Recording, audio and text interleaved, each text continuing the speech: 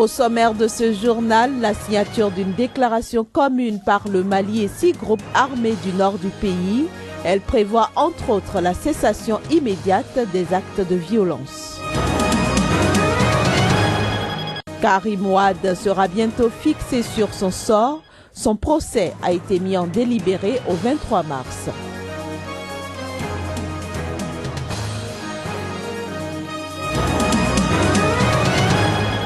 Enfin, le Nigeria inaugure l'acquisition de 4 navires de guerre. C'était en présence du président Goodluck Jonathan.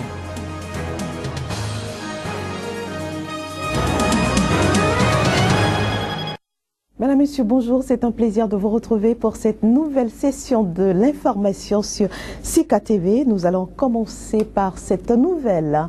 Le gouvernement malien et 6 groupes armés du nord du Mali réunis hier à Alger ont signé sous les auspices de l'Algérie et de l'ONU une déclaration prévoyant la cessation immédiate de toute forme de violence. Selon le ministre algérien des Affaires étrangères, dans le pays, bien sûr, est le chef de fil de la médiation internationale sur la crise au Mali. La signature de ce document vise à créer sur le terrain un climat et un état d'esprit propre à favoriser le progrès des négociations afin d'aboutir à un accord de paix global. Les deux parties ont convenu d'observer une cessation immédiate de toute forme de violence et de s'abstenir aussi de tout acte ou propos provocateurs. Les combats entre les forces armées soudanaises et les rebelles au Darfour ont chassé de chez elles plus de 41 000 personnes. Il s'agit d'une estimation de l'ONU publiée hier jeudi. Plus de précisions dans ce reportage. Le conflit au Darfour opposant les forces armées soudanaises aux rebelles ont chassé de chez elles plus de 41 000 personnes en 2 mois. Sur la même période l'an passé, 14 000 personnes avaient dû quitter leur foyer selon l'Office de la coordination des affaires humanitaires qui estime à 2,5 millions le nombre de déplacés au Darfour. Le directeur de l'OCHA au Soudan a expliqué que le nombre de déplacés pourrait dans les faits être plus élevé que celui communiqué par ses services sur la base de données récoltées entre la dernière semaine de décembre et le 15 février. Rappelons que depuis 2003, les forces soudanaises ont lancé en novembre une offensive au Darfour pour essayer d'y défaire l'insurrection qui s'oppose au gouvernement de Khartoum. La plupart des combats ont eu lieu dans la zone montagneuse de Djebel Mara. Les provinces de Kordofan Sud et du Nil Bleu sont entrées en conflit avec Khartoum juste après l'accès à l'indépendance du Soudan du Sud en 2011, des violences alimentées par la rancœur des populations non arabes qui se disent discriminées par le gouvernement. Depuis 2003, plus de 300 000 personnes sont mortes au Darfour et le président soudanais Omar el-Béchir est voulu par la Cour pénale internationale pour crimes de guerre, crimes contre l'humanité et génocide. Au Sénégal, la Cour anticorruption qui juge pour enrichissement illicite le fils et ancien ministre de l'ex-président sénégalais Abdoulaye Wade a mis jeudi sa décision en délibéré au 23 mars prochain. Mardi dernier déjà, le parquet a requis 7 ans de prison ferme, une amende de plus de 250 milliards de francs CFA, une confiscation de biens et une privation de droits civiques à l'encontre de Karim Wade. Ce dernier, faut-il le rappeler, est en détention préventive depuis avril 2013. Il est accusé d'avoir illégalement acquis 178 millions d'euros par le biais de montages financiers complexes du temps où il était conseiller puis ministre. Rendons-nous maintenant au Nigeria. Le doute plane sur la réélection du président Goodluck Jonathan.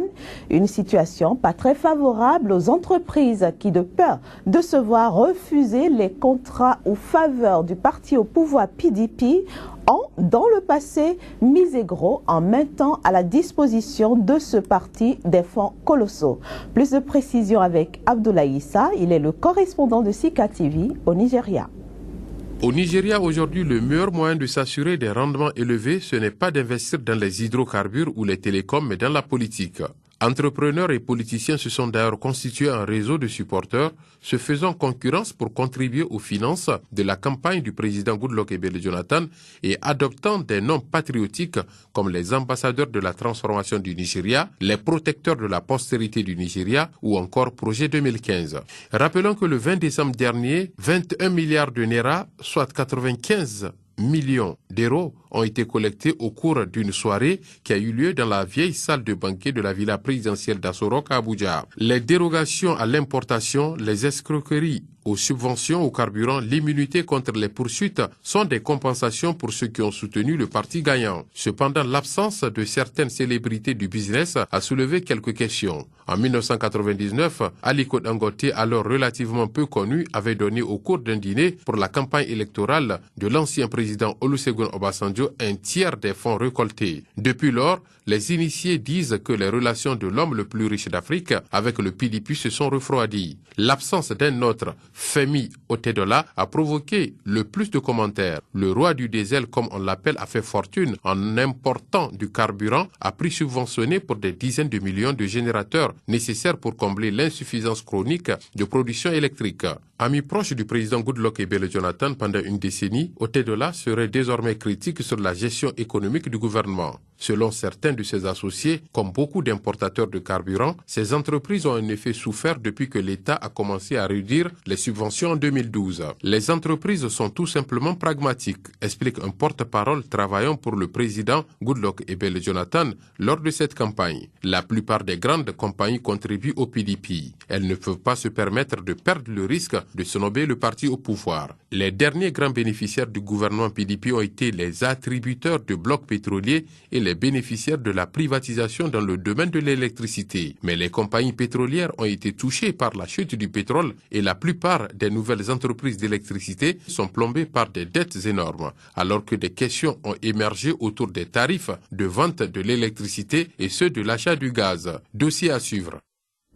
Restons au Nigeria cette fois-ci pour parler de l'inauguration de l'acquisition de 4 navires de guerre. C'était en présence du président Goodluck Jonathan. Un des bateaux est de fabrication chinoise et un autre de fabrication américaine.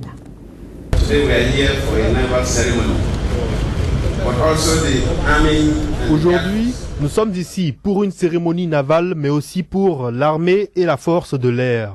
Nous avons construit une capacité suffisante et il me permet d'utiliser cette plateforme et je promets à mes compatriotes que nous allons mettre en déroute Boko Haram dans notre pays. Parlons maintenant de la lutte contre le groupe islamiste Boko Haram.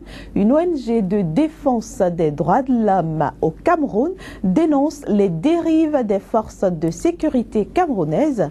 Sont notamment décriées des intimidations et des actes de torture contre la population. Félicitant et encourageant l'armée camerounaise pour sa bravoure dans la lutte contre le fléau Boko Haram dans l'extrême nord du pays, le réseau des défenseurs des droits humains en Afrique centrale constate néanmoins que cette zone est devenue le lieu de toutes sortes de violations des droits humains.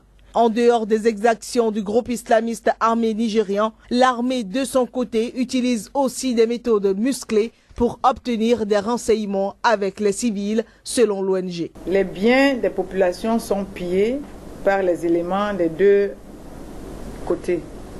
Les militaires des armées régulières commettent des exactions sur des populations tout en faisant fi du droit humanitaire international qui s'impose en cas de conflit. D'après la directrice exécutive du réseau, de nombreuses personnes auraient été interpellées et conduites à la gendarmerie après le ratissage de 2 villages de l'extrême nord récemment. Une 50aine d'entre elles sont mortes asphyxiées dans leurs cellules avant d'être enterrées dans une fosse commune en brousse. On ne peut pas, au nom de la lutte contre Boko Haram, qui est déjà rude, c'est vrai, laisser que les populations soient tétanisées et terrorisées, y compris ceux qui sont là pour les protéger. Un porte-parole de l'armée camerounaise approché s'est contenté de répondre: nous n'avons pas de commentaires à faire, les ONG sont dans leur rôle, nous n'avons rien à dire. Depuis des mois, le groupe islamiste nigérian multiplie les attaques dans l'extrême nord du Cameroun, frontalier du Nigeria, commettant des massacres dans des villages, posant des mines antipersonnelles sur les axes routiers et s'en prenant désormais directement aux positions de l'armée. Le président sud-africain, récemment critiqué pour des propos jugés agressifs contre les Blancs, a réaffirmé hier au Parlement que l'Afrique du Sud était bien la nation arc-en-ciel chère à Nelson Mandela. Jacob Zuma rejette ainsi vivement toute accusation de racisme. Nous sommes une nation arc-en-ciel. Personne ne va nous chasser. Nous nous battrons contre ceux qui disent cela. Votre place est ici. Il ne doit pas y avoir de crainte du tout. Jacob Zuma répond ici à ses détracteurs qui l'accusent d'avoir tenu des propos agressifs contre les Blancs.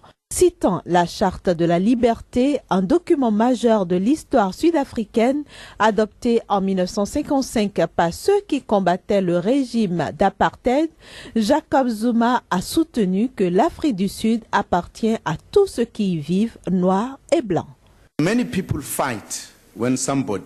Beaucoup de gens se battent quand on les traite de chiens. Ils se battent. Moi, jamais.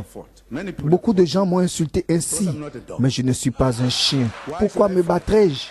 Je n'ai pas une bouche comme ça, ni une queue. Si quelqu'un me traite de chien, il a un problème, parce que je ne suis pas un chien. En cette circonstance, le président Zuma a rappelé que le projet de loi sur la terre visant à interdire aux étrangers la possession de terres agricoles ne toucherait nullement les achats de résidences d'habitation. Au moins 3800 migrants africains partis de Libye ont été secourus en mer Méditerranée depuis vendredi. Ce flux dépasse largement le total du mois de février 2014. Pendant ce temps, sur la petite île italienne de Lampedusa, des dizaines de migrants embarquent vers la Sicile et la promesse d'une vie meilleure. Le centre d'accueil temporaire sur la petite île italienne de Lampedusa, la plus proche des côtes africaines, est débordé par les centaines de migrants fraîchement arrivés. Un signe annonciateur d'une saison des trafics explosive. Au moins 3800 migrants africains partis de Libye ont été secourus en mer Méditerranée vendredi. Une partie de ces migrants ont été conduits à Lampedusa, où sont encore la plupart des survivants de la tempête ayant coûté la vie à plus de 330 migrants disparus en mer ou morts de froid la semaine dernière. D'abord, je suis venu de Somalie. Je suis allé au Soudan pour chercher une vie meilleure. Ce n'était pas possible. Après, je suis allé en Libye. C'était la même chose. Mais aujourd'hui, je me sens libre. J'ai l'impression d'être une personne avec un futur. Je dis simplement que mon rêve est réalisé. Je suis heureux.